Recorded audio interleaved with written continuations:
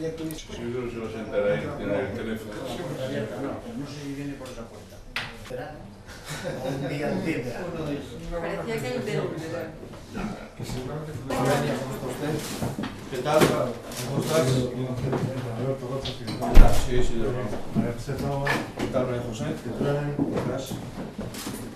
Siempre a la izquierda, además. ¿Cómo estás? ¿Cómo está usted?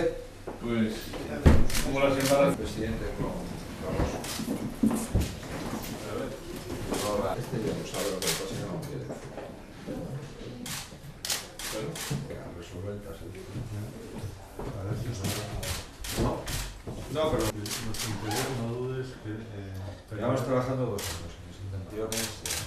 La Secretaría de Estado de Hacienda, de la Abogacía del Estado, la vicepresidenta ha ido a Soria, ha ido 2 veces, el secretario de Estado de Hacienda se ha reunido con toda la Dirección General de Competencia. competencia. Los han ido para dictar. Sí, sí.